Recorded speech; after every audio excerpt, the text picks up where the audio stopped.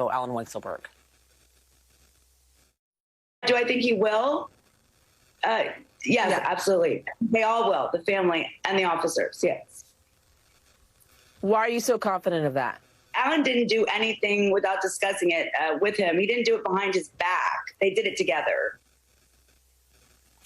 She said that she actually provided 7 boxes of documents and electronic records to prosecutors ahead of that 15-count indictment of the former president's company. And she says she's willing to tell a jury everything that she knows. Want to bring in 2 former federal prosecutors and MSNBC legal analysts. We got Glenn Kirshner, Dan Alonzo, who is also the former chief assistant DA for Manhattan. Welcome to you both, guys. Appreciate you joining me on this. Daniel, I'm going to start with you on this one. And I kind of just want you to respond first to what we heard from Jennifer Weisselberg.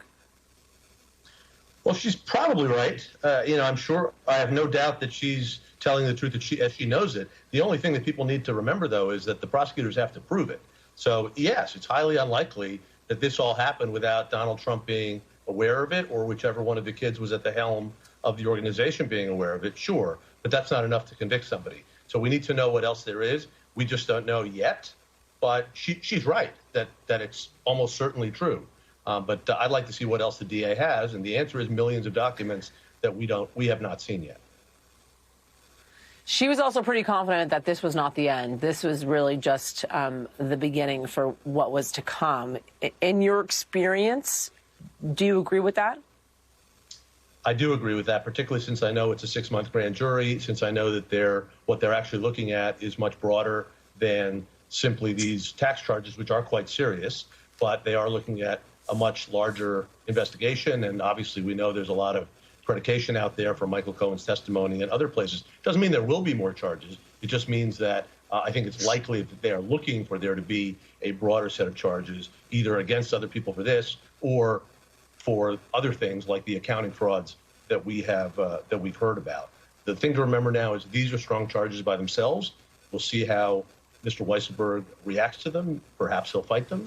He's unlikely to win. They're very, very strong. I think some of the defenses we've heard are, quite frankly, nonsense, but it's more PR spin, political spin by Donald Trump and others than it is anything that's going to work in a court of law. I had Rebecca Roife on yesterday, former assistant DA for Manhattan Glen. And I asked her as to whether or not she felt as if this could be the end of Trump Organization as we know it. Maybe not the end of Donald Trump, but the end of Trump Organization as we know it. And she actually said to me that we should be more cautious about that, not necessarily. What's your reaction to that? You know, I think back to the Arthur Anderson.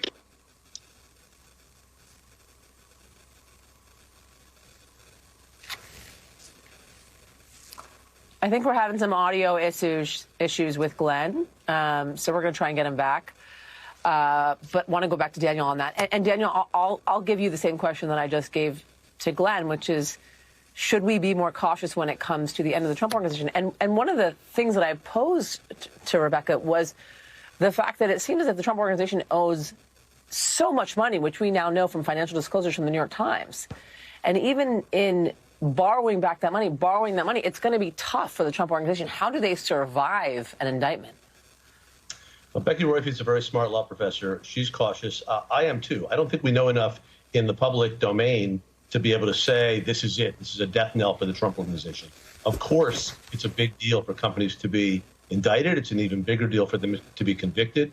I think Glenn was going to remind us of the Arthur Anderson case where the government sought and obtained a conviction and the company went under. There, that was a purely personal service company where essentially the clients lost faith in the company.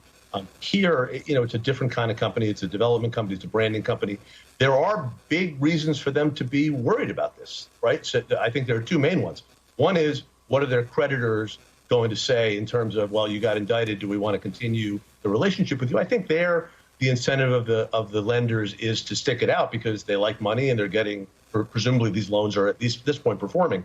More serious is something that was raised by journalist Kurt Eichenwald a few days ago, is that there are covenants in some of these loan agreements, meaning promises that the borrower makes to keep accurate books and records. I would imagine that some of these lenders are now saying, look, you've got these charges of falsifying business records, second set of books. It seems like a pretty big deal. Let us exercise our right to audit under these agreements. We want to see your books and records. That starts to get a little sticky for them.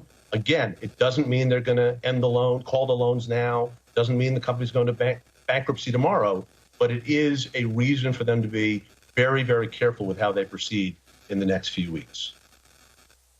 All right. Looks like we got Glenn Kirshner back. Glenn, do we have you? Yes, we do, Yasmin. I hope it's not because of what I was saying. Great. It was. I said, cut him off. No. Listen, the former president last night, it seemed as if he acknowledged these tax schemes, right? He said, look, oh, you're doing this, you're doing that. Do we even know if that's wrong? Who cares? You know, but they're not holding people accountable for this or that, for murder. Not necessarily sure what he was talking about there. But nonetheless, could that work against him? It could. His every word, his every tweet, his every, press release as a former president of the United States is a potential admission against penal interest, an admission by a party opponent. Under the rules of evidence, it can all be used against him when and if he is charged. So, when you hear him say things like, nobody knows if this, $360,000 in off-the-books money that went to Alan Weisselberg to pay for tuition for his family members. Nobody can possibly know if you have to pay taxes on that kind of compensation for your work. Well, I'm not a tax preparer, Yasmin, but I would venture to guess that everybody knows if you get $360,000 from your employer as compensation, you're going to have to pay taxes on it. So, he's preaching to the gullible at these rallies, but none of that will fly in a court of law. And probably, all right, Glenn Kirshner, Daniel Alonzo. Go ahead, Daniel, please. I was just going to say that probably none of the people at the rallies are New York City residents, right? One thing every New York City resident knows is that we're getting taxed 3 to 4% because we live here. That's just part of the price of living here. And Alan Weisselberg was living in New York City and not paying taxes. That is pretty clear cut for a New York jury, I'll tell you that. Yeah. Glenn, Daniel, thank you both, guys. Appreciate it.